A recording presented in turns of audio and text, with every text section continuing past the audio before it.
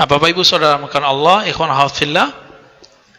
Jadi, apakah Ibnu Qayyim, Ibnu Taimiyah menentang tasawuf? Tidak. Ya, dia tidak menentang tasawuf. Dia justru sangat mendukung orang bertasawuf. Dan ini salah satu pilar sufi. Apa pilar sufi? Zikir. Di sini semoga kitab ini sudah ada yang nerjemah.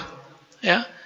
Disebutkan 99 keutamaan rahasia berzikir.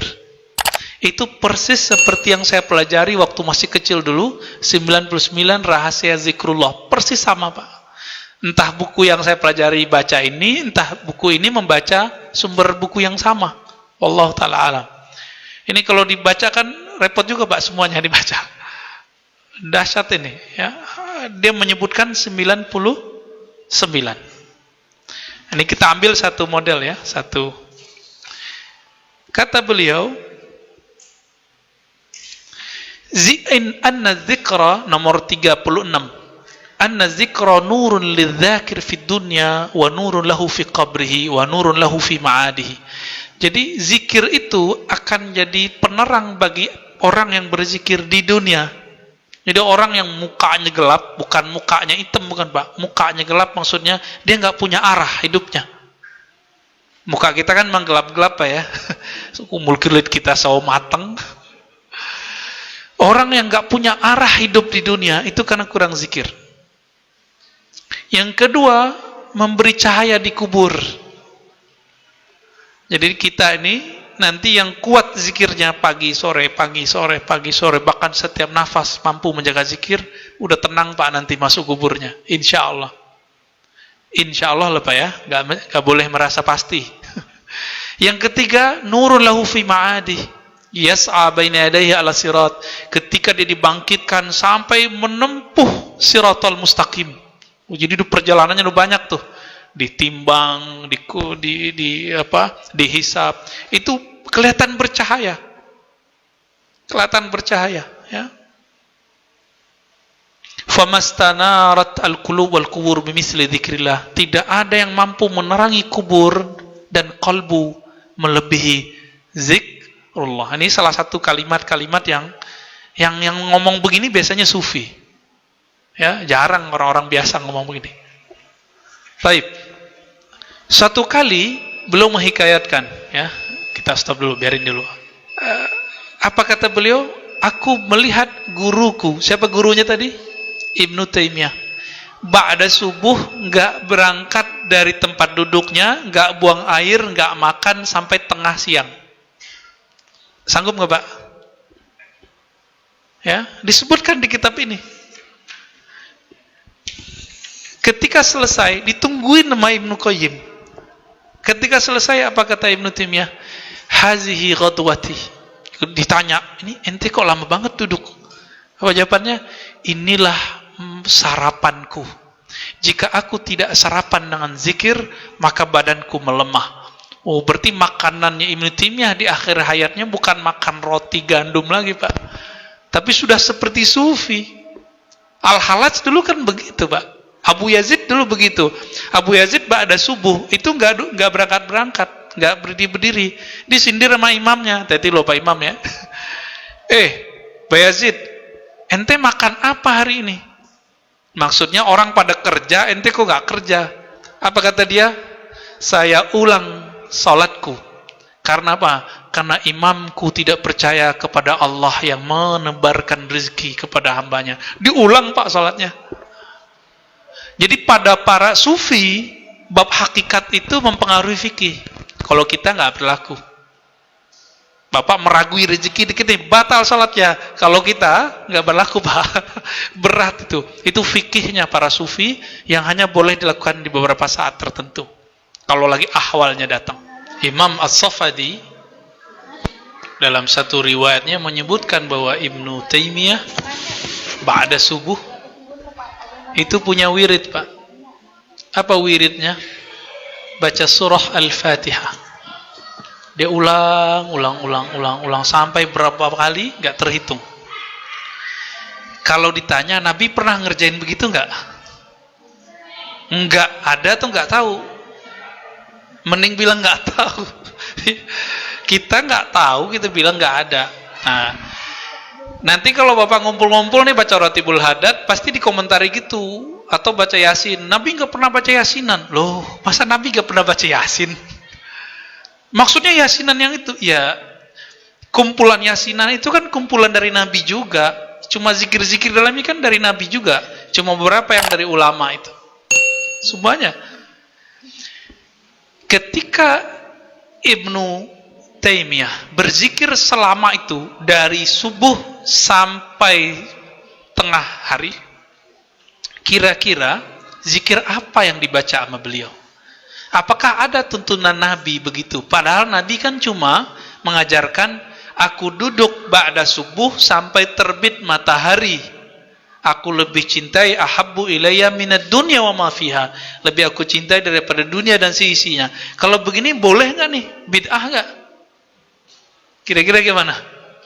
Ya enggak. Maka inilah asar tasawuf, pengaruh tasawuf yang direkam oleh muridnya yaitu Ibnu Qayyim terhadap warisan gurunya Ibnu Taimiyah rahmatullah alaihimah. Maka di faedah zikir nomor 18 halaman 43 dia ngomong apa? Bahwasanya zikir itu qutul qulubi war ruh. Itu santapannya kolbu dan ruh. Kolbu itu santapannya nama Allah. Kalau ruh santapannya ma'rifat. Mengenal ilmu. Maka Bapak ini yang membuat Bapak tertarik untuk pengajian itu ruhnya yang bawa. Yang membuat Bapak bertahan berzikir itu kolbunya. Bisa bedain? Ya, yang membuat orang kuat kuliah itu akalnya. Sekolah, ngajar, baca buku, itu akalnya Pak yang kuat.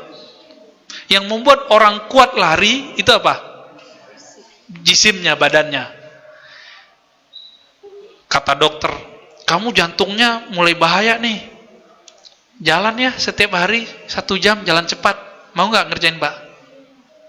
Ya, mau yang ngerjain ya? Pada ketakutan ya, dulu sebelum pandemi itu ada namanya senam jantung. Rame, karena orang takut jantungnya copot atau jantungnya rusak, gagal jantung. Tapi mereka melupakan satu hal, maka mohon maaf, kita ini lebih percaya kepada dokter daripada guru. Mungkin kita salah berguru, sehingga tidak bisa memisahkan mana guru kolbu, mana guru fikih. Nanya ilmu kolbu ke ahli fikih, ya dibid'ahin sama dia. Dia nggak ngerti, kan ahli fikih nggak semuanya dia mengerti. Nanya tasawuf ke salafi, nyambung nggak? Ya nggak nyambung.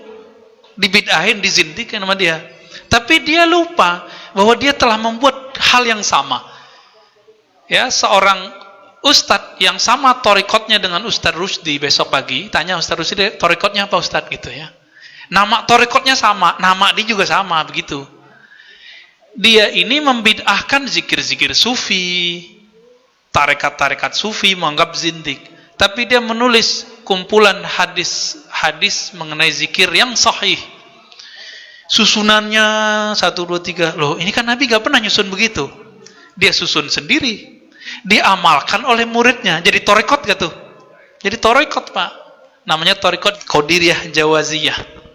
Boleh gak? Bagi kita mah boleh, gak ada masalah. Kita nggak mengatakan ini bukan untuk mencaci Pak, karena tidak ada kamus kita belajar tasawuf mencaci orang, nggak ada.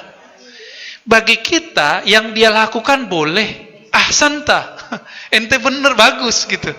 Tapi kita kalau kami merumuskan juga metode zikir, jangan dibidahin, gitu. Nanti ada metode zikir, misalnya nanti kalau di torikotnya Ustaz Rusdi itu atau torikot apalah di luar, ada namanya cara memandang ke dalam diri ketika ada ayat fa fi anfusikum afala tubsirun, di dalam dirimu apakah engkau tidak memandang. Lalu ada hadis ya, Allah mengharamkan terhadap neraka untuk menyentuh orang yang membaca la ilaha illallah min qalbihi au nafsihi, yang membaca la ilaha illallah dari kolbunya.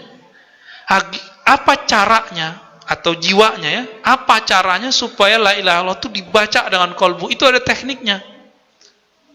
Ada tekniknya Pak. Tekniknya misalnya diambil dari titik pusar, dibawa ke ubun-ubun ya. Itu teknik aja. Lalu dihunjam ke kolbu. Itu ada caranya. Dan itu diijazahkan. Nggak boleh coba-coba sendiri, Pak. Coba-coba sendiri saya nggak tanggung jawab ya. Ada tekniknya itu. Boleh nggak tuh? Ya boleh-boleh aja. Yang penting kan di hadisnya qalbihi, supaya kolbunya ikut membaca sama dengan lisannya. Bahkan lisannya membaca itu bersumber dari kolbunya, maka darah orang ini nanti akan diharamkan menyentuh api neraka. Inilah kerjaan orang zikir baca la ilaha illallah. Kenapa mereka zikir nanti keras-keras? Itu supaya mendidih dalam dirinya kalimat itu, menyatu dalam jiwanya kalimat itu. Itu sebenarnya tekniknya macam-macam. Ada yang sampai nangis-nangis, ada yang sampai teriak-teriak, dan itu biasa. Jadi nggak masalah ya. Nanti kalau belajar zikir nggak masalah. Tapi kalau nggak seneng, ada zikir namanya zikir khafi. Zikir. Nah, teknik itu melahirkan hidangan. Nah, hidangan kan kita boleh milih. Bapak kalau nggak suka sama torikot A yang zikirnya keras, ada torikot B yang zikirnya lembut. Wah, kurang seru nih lembut. Kita yang kenceng aja. Ya udah yang kenceng itu. Nggak seneng yang merem-merem, maunya baca-baca. Torikot Ba'alawiyah, baca torikot Syaziliyah, baca hizib, wirid, rotib. Panjang, Pak. Maunya merem-merem, Naqsyabandiyah, Qadiriyah, Khalwatiyah, Samaniyah. Taib. Sampai di situ mungkin ada yang mau didiskusikan, tafadhal ya.